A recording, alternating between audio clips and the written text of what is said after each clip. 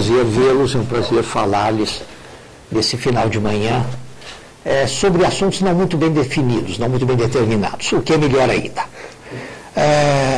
Vejam, eu cheguei aqui, eu terminara o meu doutorado em Paris, era possível naquela época fazer o doutorado diretamente, e eu terminei tendo como patrono de tese o professor Jorge Vedel, que era um grande constitucionalista da Sorbonne na época, em outubro, no comecinho de outubro de 1970. Quase ninguém aqui era nascido. E nessa época, vindo para cá, assumi a assessoria do ministro Bilac Pinto, meu conterrâneo, antigo presidente da Câmara dos Deputados, antigo embaixador do Brasil na França, e amigo por razões familiares, vim ser assessor dele. Na época, cada ministro tinha um único assessor, e o nome do cargo era secretário jurídico. E havia um período delimitado de 2 anos. Não se podia ficar no cargo mais que 2 anos. Thompson Flores me ensinava que isso era por causa de uma política do tribunal de não se fomentar a ideia de que houvesse um vice-ministro para cada ministro, sobretudo porque era um só. Os gabinetes eram salas de um tamanho equivalente a mais ou menos 1/4 desta aqui, 3,5 metros por 3,5 metros, no prédio antigo, único existente na época, no prédio Niemeyer. E nesses gabinetes assim pequenos, havia 4 mesas, 2 voltadas de frente para 2, ficando o ministro com seu assessor e 2 secretárias datilógrafas. Era um período espartano.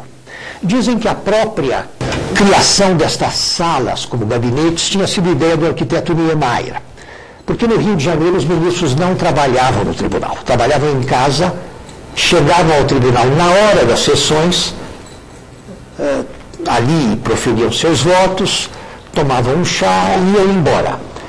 Niemeyer achou que em Brasília, por razões várias, ele tinha toda a razão, queriam trabalhar no tribunal e não em casa.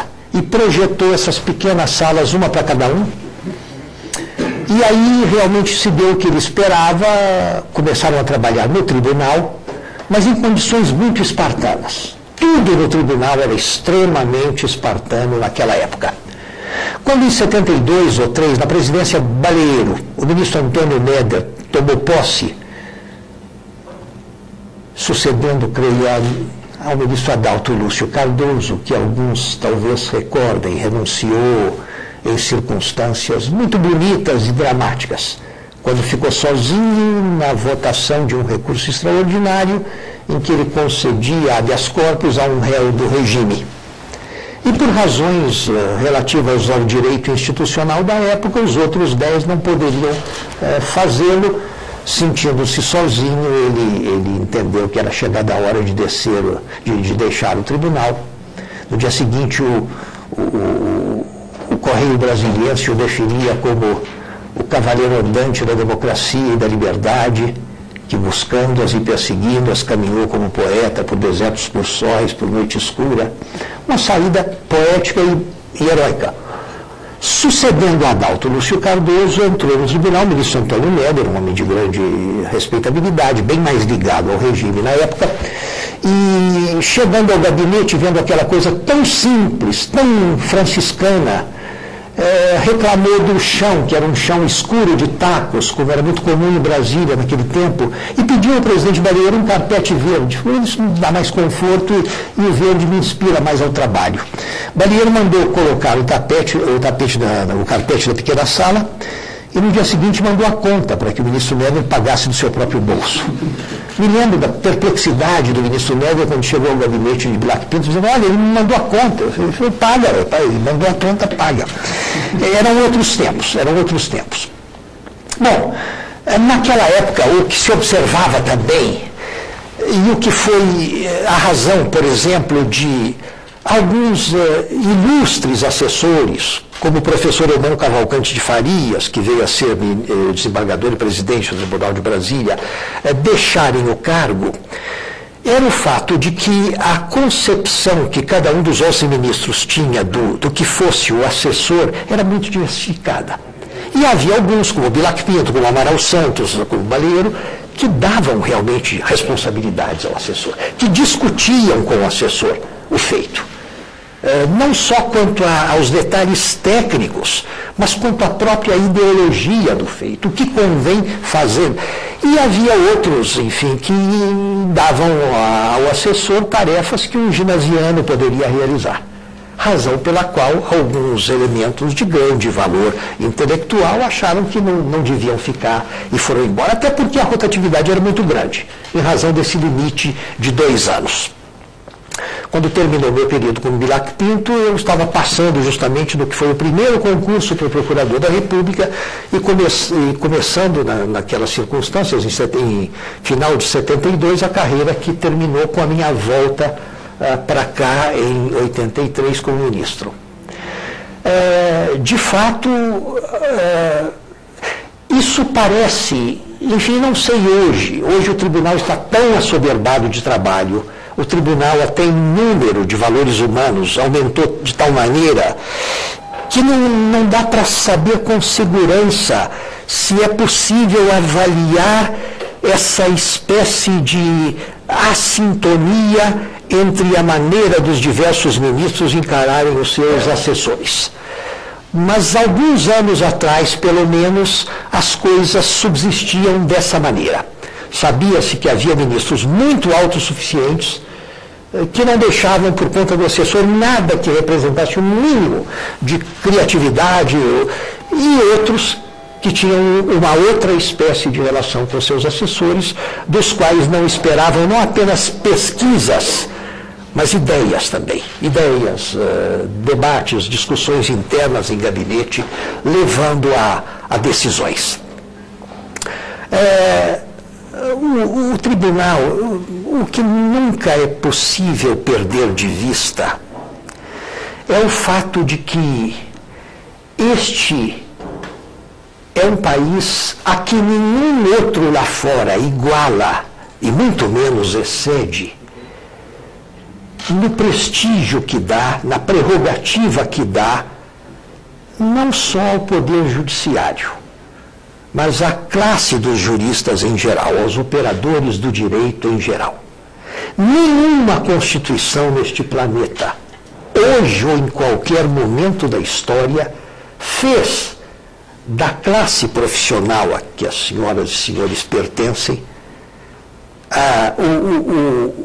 o monumento de importância para fins de, enfim, de promoção da mudança social, de evolução das ideias, de criação. Nada lá fora rivaliza com a Constituição brasileira de 88. Isso é, aliás, da nossa tradição. Quando copiamos o modelo norte-americano na Constituição Republicana de 1891, já era assim. Ou seja, adotamos aquele modelo montesquiano que a própria França, a Europa em geral, jamais quis adotar, e que os revolucionários norte-americanos adotaram, e nós, 100 anos mais tarde, copiamos e ampliamos. Ampliamos porque, primeiro, nós não temos aqui, como eles têm lá, o conceito de questão política não jurisdicionável.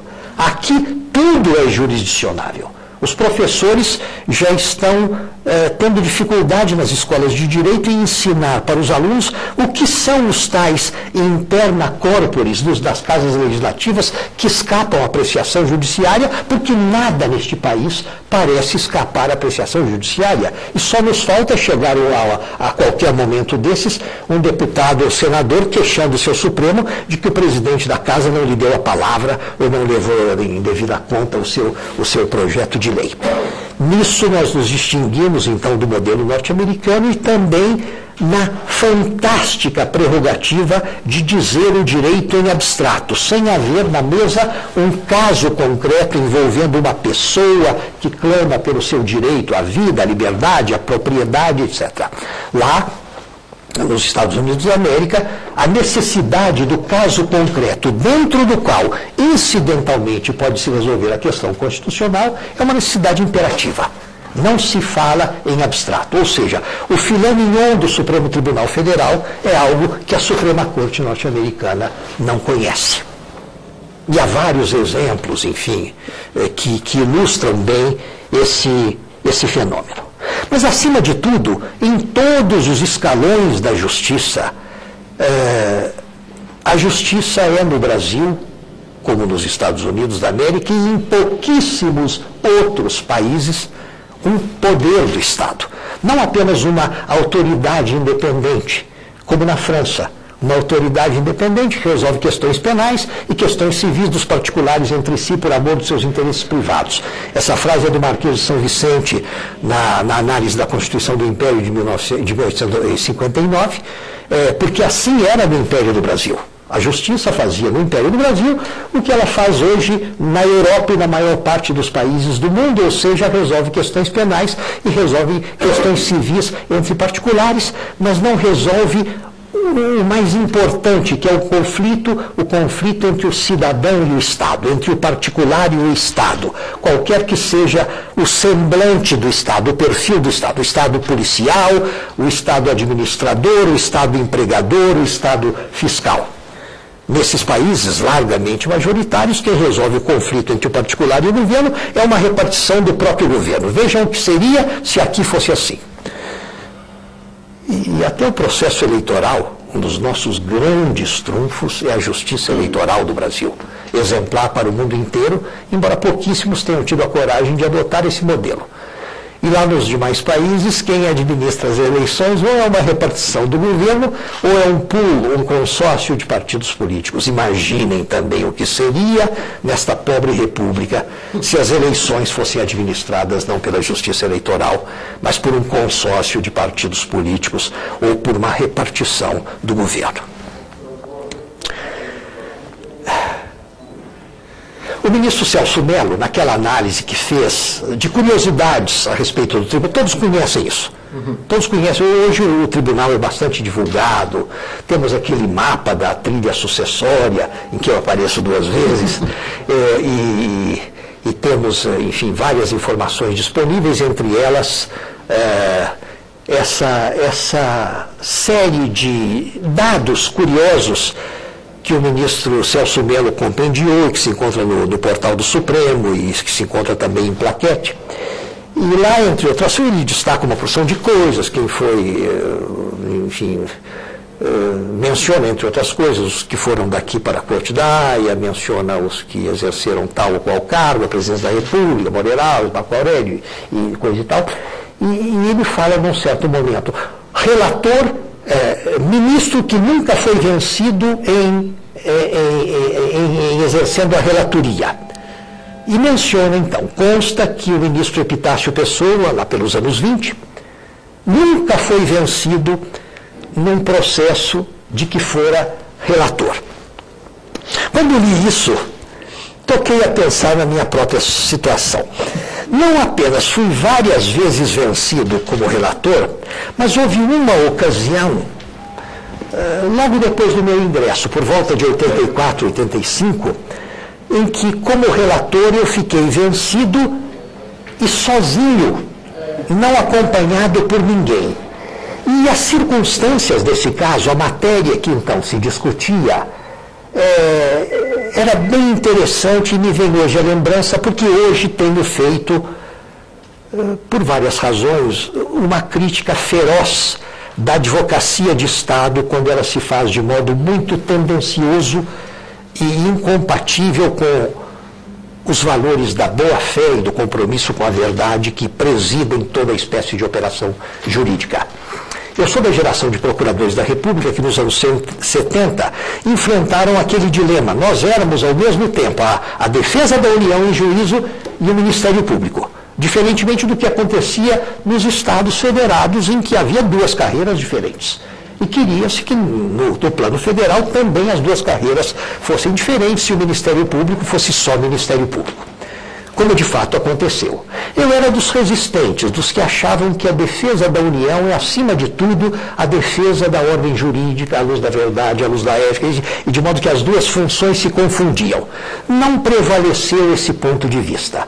Não prevaleceu esse ponto de vista e observa-se hoje que, embora eu tenha as mais cordiais relações com a advocacia, sobretudo da União, embora tenha sido eu o advogado da greve dos advogados da União, que recordam talvez, e dos procuradores da Fazenda, numa outra questão, mas enfim, tenho sido um crítico severo da advocacia de Estado quando ela se faz mediante a adoção dos piores padrões de conduta da advocacia privada. Um adversário feroz da ideia de que, se trata de amealhar dinheiros para o Tesouro Público, vale tudo, inclusive a quebra de compromisso com a lógica jurídica e com a ética jurídica. Esse tema já me deu trabalho recentemente. Mas, enfim, apesar disso, eu nunca fui um privatista, quer dizer, um entusiasta apaixonado do setor privado que, por conta disso, deixasse de atentar aos interesses legítimos do Tesouro Público.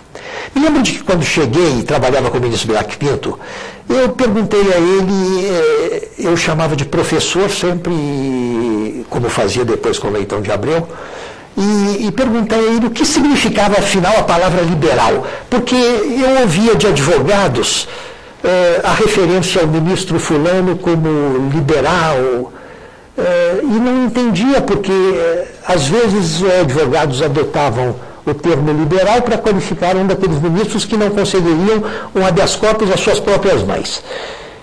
E ele explicou, não, há dois sentidos para a palavra liberal. Quando os advogados, sobretudo os advogados da Avenida Paulista, digamos, usam esse termo, eles querem dizer liberal contra a fazenda pública, liberal no domínio econômico, etc.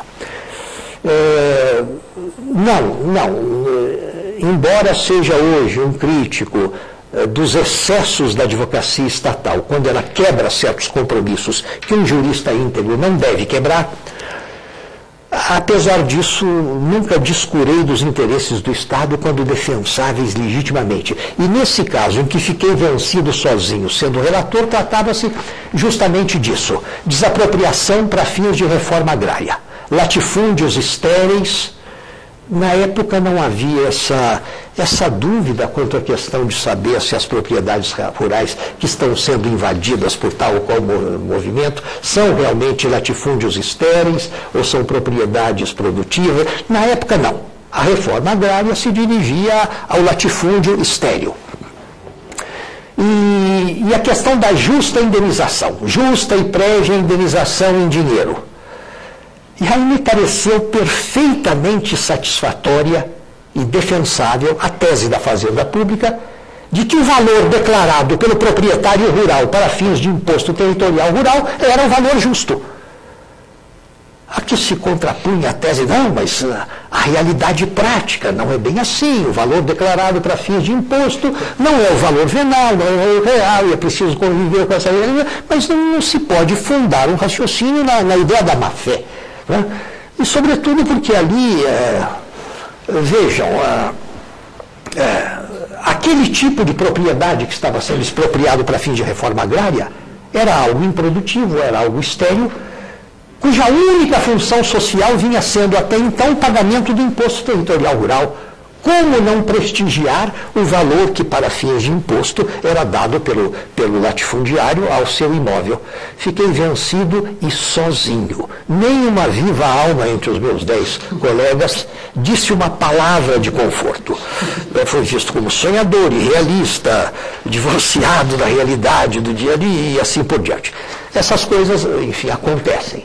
Essas coisas acontecem e é preciso conviver com certas realidades. Quando se cuida hoje do tema cotidiano dos direitos humanos, vejam, o nosso maior problema é que nós não sabemos exatamente de que estamos falando quando utilizamos a expressão direitos humanos.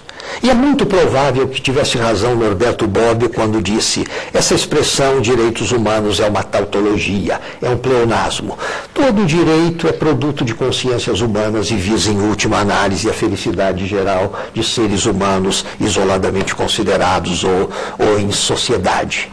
E é bem isso, tanto que, embora tenha se assumido que o tema direitos humanos tem a ver com aquela visão básica dos leigos, dos não juristas, dos sociólogos, dos ONGistas que se dedicam ao tema e que são tão numerosos, e que acham que direitos humanos é aquilo que o Estado é quem viola e cuja vítima é sempre um ser humano em situação de desgraça pessoal. O réu no processo penal, o prisioneiro, o fugitivo e assim por diante. É a síndrome do Carandiru. Sim, e o mais penoso é que a síndrome do Carandiru não é arqueologia jurídica. Volta e meia, em menores proporções, alguma coisa do gênero acontece. No Nordeste, em Minas Gerais, no Rio de Janeiro, no Sul e em toda parte.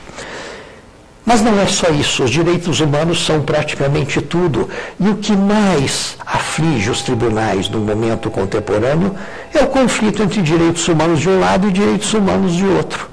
Aquele conflito em que o Estado assiste abúlico, perplexo, sem saber o que fazer, sem saber como desempatar, como tomar partido, porque dois diferentes grupos da sociedade civil levantam em antagonismo conflituoso duas diferentes bandeiras de direitos humanos.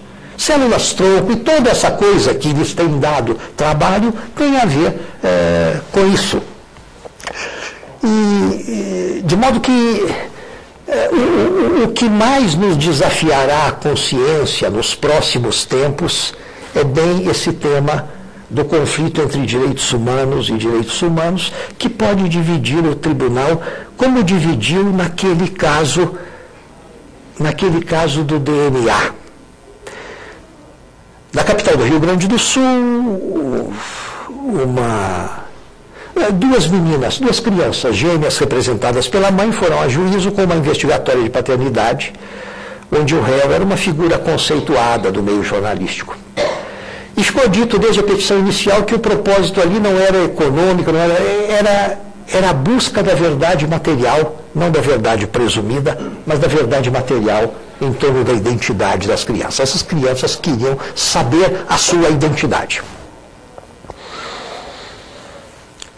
A juíza de Porto Alegre determinou o exame do ácido desoxirribonucleico, DNA.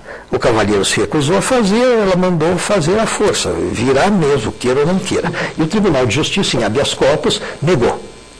Negou, o habeas corpus, dizendo, fará sim o exame.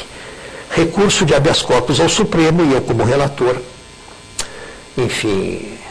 mantinha a decisão do tribunal, por entender que a feitura do exame não era minimamente invasiva. O DNA se faz com a seção de um fio de cabelo, se faz com uma picada menos agressiva do que a vacina que se dá no recém-nascido.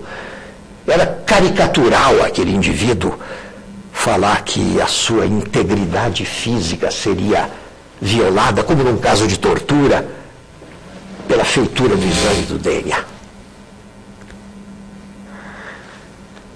E o interesse das meninas, das menores, em buscar a sua própria identidade prevalecia sobre o interesse consistente na comodidade do indigitado pai, que se recusava a fazer aquele exame, mas o Supremo se dividiu. Eu fiquei vencido junto com os ministros Veloso, Pertence e Galvão, e prevaleceu a corrente contrária, que achava que o direito à integridade física do cavalheiro indigitado era mais precioso do que o direito à busca da verdade sobre a sua identidade daquelas crianças. E quem, campeou na defesa dessa tese, afinal vitoriosa, era um ministro, meu particular amigo, que nem de longe poderia ser chamado de avesso aos direitos humanos. Era o mais ferrenho defensor dos direitos humanos e da liberdade das pessoas, mas nesse caso ele achou que o que estava ali, que o que devia prevalecer era o direito à integridade física. E houve até quem dissesse, entre os que já saíram do tribunal, houve até quem dissesse que o direito à identidade autenticamente provada das crianças era um direito disponível, elas poderiam renunciar a ele, ao passo que o direito à integridade física do cavalheiro era um direito indisponível. A partir daí eu concluí que já não sabia nada sobre o que é disponível, o que é indisponível. Bom, Mas é para lhes mostrar que o tribunal se divide com frequência sobre esses temas, sobretudo no domínio dos temas que de algum modo opõem direitos humanos a direitos humanos. É inevitável que eu lhes fale uma palavra sobre o caso Battisti. Quando a decisão foi tomada, a última, na semana passada, semana atrasada, enfim, eu estava em Moscou e agradeci a Deus por estar em lugar tão remoto, incerto e não sabido para muitos, e não ter que atender a Jovem Pan, e não ter que atender ao Estadão, a revista Veja, que queriam ouvir alguma coisa.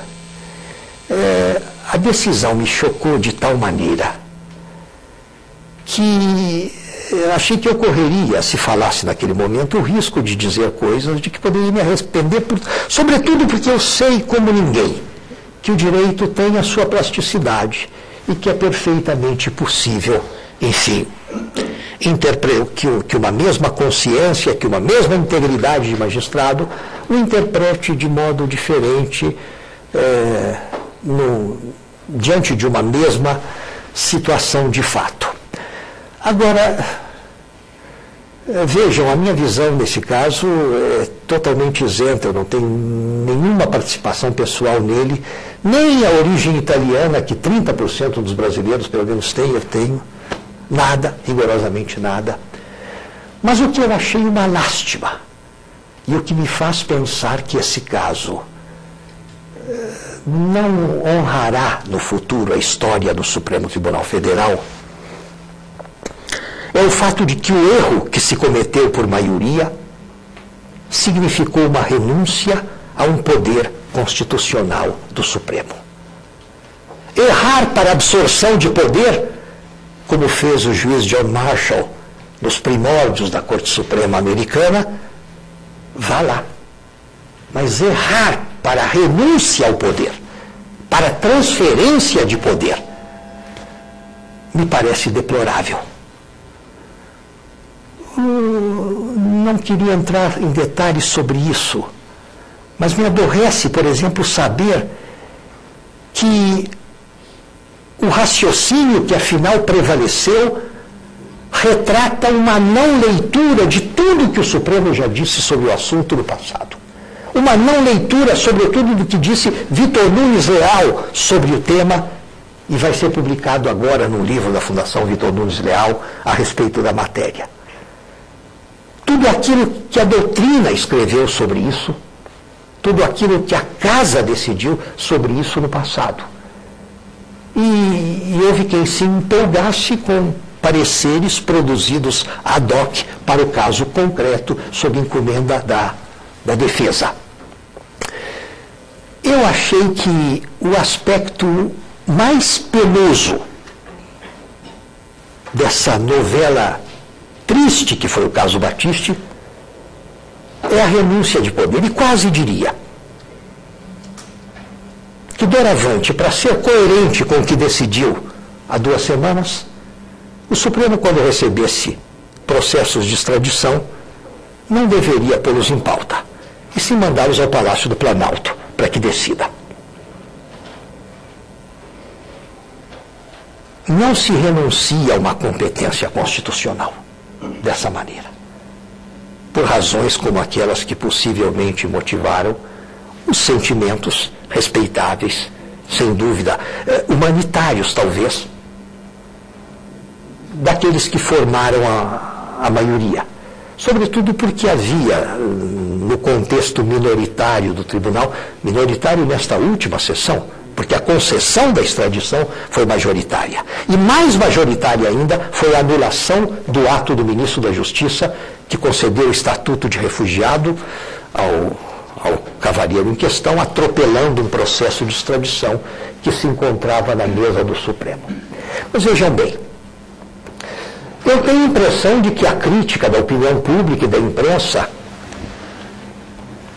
e quando falo em imprensa, estou me referindo até mesmo àqueles poucos órgãos da grande imprensa historicamente empenhados na defesa do governo, na defesa do Palácio do Planalto.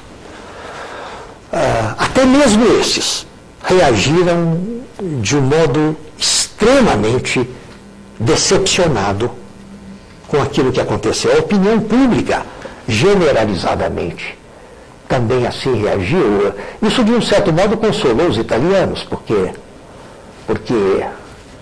perceberam que no país cuja administração, cujo governo, cuja Corte Suprema faziam aquilo, a opinião pública era majoritariamente, por larga maioria, solidária. Porque vejam bem, senhores, não estamos falando, existem hoje no mundo certos países, não muitos, felizmente, mas certos países que fizeram da vingança e da vingança armada e da vingança sangrenta a sua bandeira.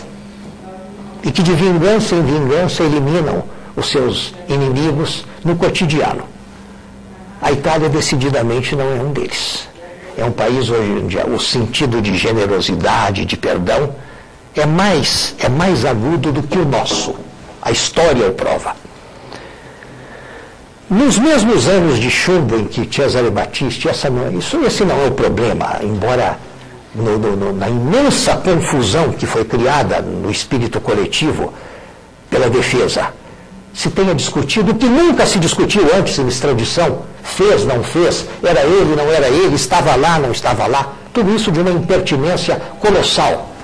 Mas, enfim, no contexto daqueles anos de chumbo, em que Cesare Battisti, em nome dos chamados operários armados pelo comunismo, fez aquilo que fez, um outro grupo, um pequeno grupo mais jovem, de uns estudantes armados pelo comunismo, esse grupo sequestrou o primeiro-ministro Aldo Moro e o manteve em cárcere privado sob maus tratos durante semanas, até um dia assassiná-lo e desová-lo no porta-malas de um carro no centro de Roma.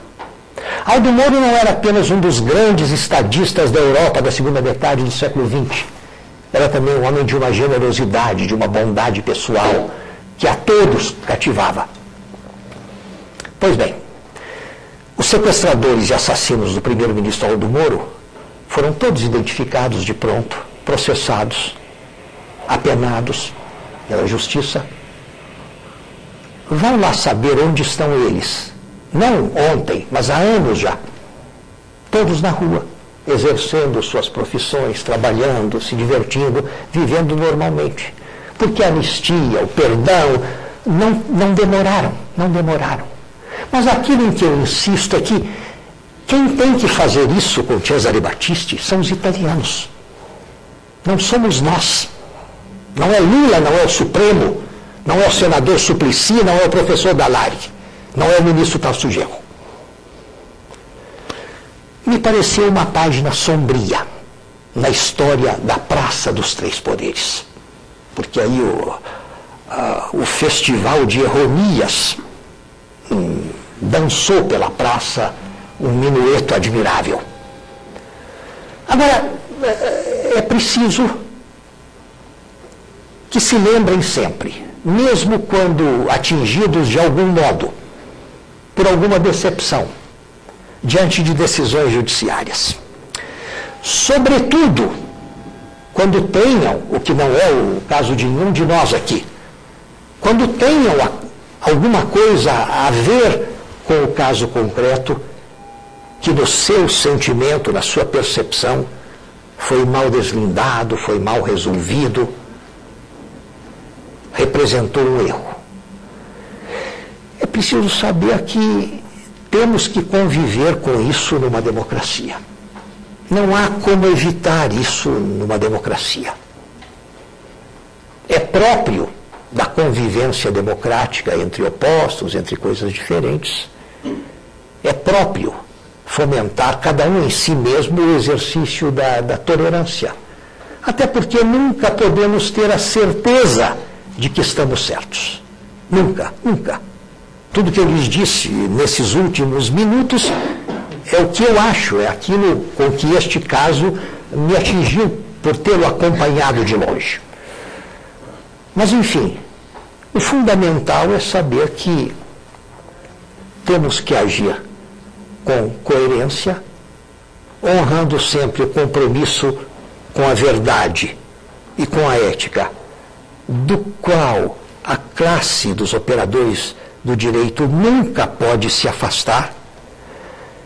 E lembrando o tamanho colossal da responsabilidade que nos põe nas costas aquilo que a República nos presenteou e que em nenhum outro país deste mundo foi tão generosamente dado a uma, se nos podemos intitular, uma corporação de ofício, uma grande corporação de ofício que inclui advogados de Estado, membros do Ministério Público e juízes principalmente, e aqueles todos que os apoiam nessa tarefa tão difícil. Se nos podemos considerar uma corporação de ofício, nenhuma, em parte alguma, foi tão honrada como a nossa pela ordem jurídica reinante do país. Isso nos coloca nos ombros um peso muito grande. É um desafio muito intenso.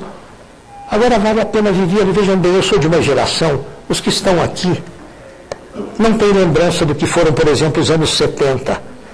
No Brasil e lá fora também. Os anos 70 foram um momento de extrema depressão do direito. Isso repercutia até mesmo sobre o vestibular. Ninguém queria essa carreira. As moças não se interessavam por estudantes de direito nos bailes de diretório acadêmico, e vice-versa. Era um momento tão triste que havia concursos públicos a que se apresentavam candidatos em número menor do que as vagas oferecidas para magistrado. Por quê? Porque no Brasil e lá fora vivia-se um tempo de depressão do direito, de depressão pelos valores da ética jurídica e da lógica jurídica. E tinha-se politicamente aqui em tantos outros países a certeza de que não adianta nada propor, criar, pensar, inovar. Tudo é de uma esterilidade alucinante. O momento atual é o contrário. Um erro aqui, uma tropelia ali, mas a hora é de intensa fecundidade. Sabemos que, sobretudo no nosso domínio profissional, tudo aquilo que se diz, que se propõe, que se desafia, que se sugere, que se cria, fecunda um terreno extremamente propício à recepção de sementes novas. Dá gosto viver o momento que as senhoras e senhores estão vivendo na idade que têm. E se não fosse por nenhuma outra razão, eu os felicito por isso. Obrigado.